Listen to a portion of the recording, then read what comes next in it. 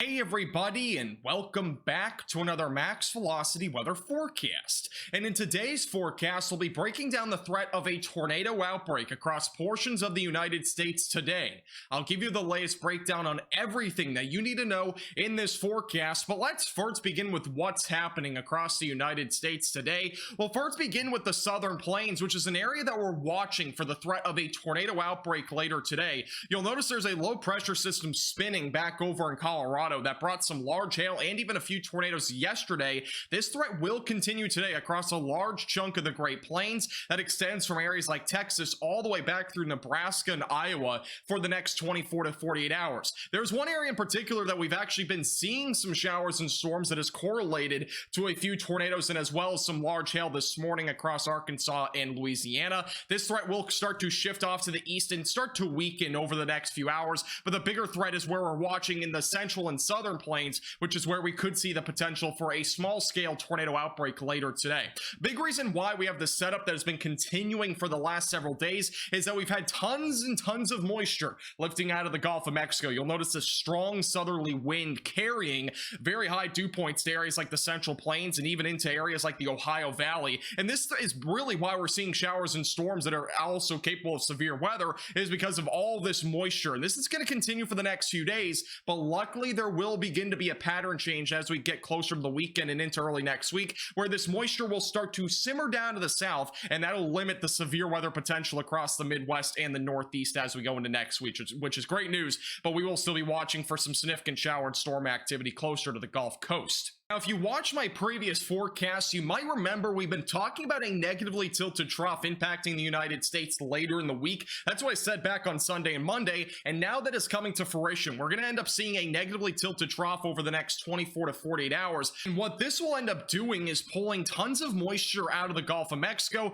increasing the threat of severe weather. Along with that, we're going to see more spin in the atmosphere, and the upper level winds back over here near Kansas and Oklahoma will be stronger. That's going to create more longevity with the supercells that we do end up seeing developing both today and tomorrow. You'll notice going into the weekend and next week, there's really nothing ongoing in the United States. We're gonna have a very stagnant pattern, which pretty much means we're gonna see this jet stream start to dip back over on the northeast side of the United States, but back down here in the southern plains and the southeast, that is where we're gonna start to see a very stagnant pattern with showers and storms and a lot of moisture. So we'll have to watch out for this area for some flash flooding potential going into next week, but no significant severe weather outbreaks look likely really past Saturday of this upcoming weekend. So overall, the threat of severe weather will be the worst over the next couple of days. Then we'll be watching for a flash flooding threat next week. Now, for the severe weather threat today, the Storm Prediction Center has issued an enhanced risk of severe weather. This is for Kansas and Oklahoma, and the main concern today will be large to very large hail. However, tornadoes and as well as damaging winds will be possible. You'll notice there is a marginal threat of severe weather along the Gulf Coast. That's mainly for the next few hours, and then also back up into the northern plains and into areas like Texas. There is a marginal threat of severe weather,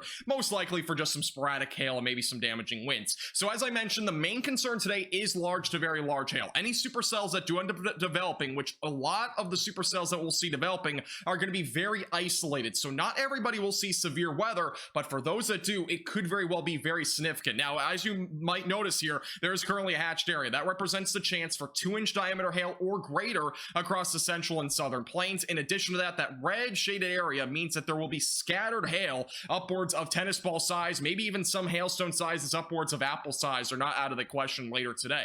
Damaging winds will also be possible, but the threat is going to remain somewhat low today. In fact, the trampoline meter for today is at a medium risk, so overall not too much of a concern for damaging winds, but there will at least be some isolated damaging winds out there throughout the day today.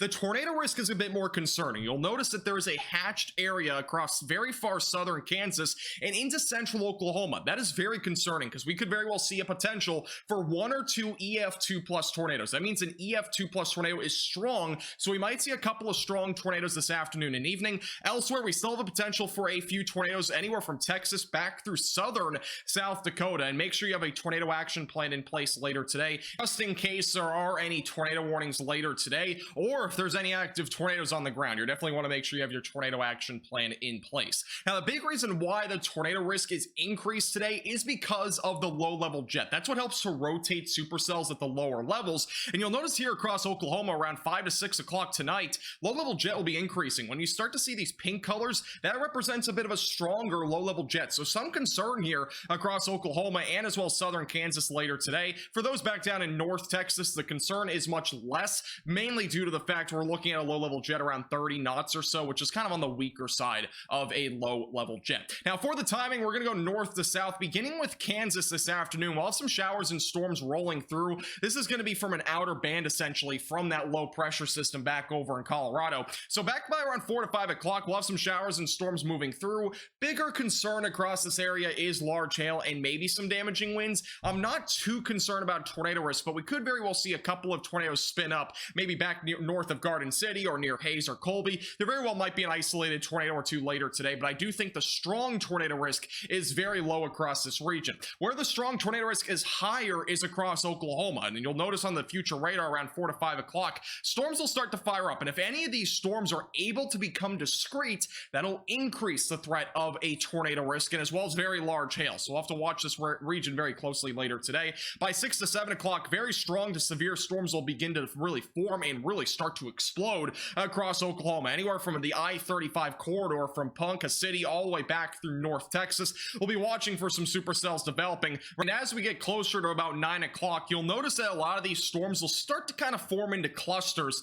and what that will do is most likely transpire to more of a damaging wind potential, and then closer to about 11 to 12 o'clock, this area of storms will start to weaken out. We could still see some isolated to maybe widely scattered severe weather after 10 o'clock, but the peak of severe weather will really be probably between 6 to 10 o'clock today. Now, for North Texas, there will be a chance for some supercell activity, but the threat remains very low today. The best chance for that will be in northwestern North Texas, so near Clay County or Monte County. We'll probably see a couple of showers or storms fire up later today. This will be closer to about 6 to 7 o'clock tonight near Wichita Falls, and then by 9 to 10 o'clock, maybe some isolated showers, maybe a rumble of thunder with any remaining storm activity, but it'll be very isolated across those areas. Now, for tomorrow, there is another threat of severe weather. We actually have two slight risks of severe weather. I wouldn't be surprised if we go enhanced on one of these areas, one of which is back through areas in the Central Plains and into the Western Midwest. Tornado threat is a bit higher here, but there might be some large hail, and then back down in the Southern Plains, that is where a hail threat is going to be more pronounced with maybe an isolated tornado risk. For the hail potential, it's much higher down into the Southern Plains. That's where our hatched area is. We could see a couple of storms fire up and potentially produce the threat for large to very large hail, meaning the threat of upwards of baseball-sized hail.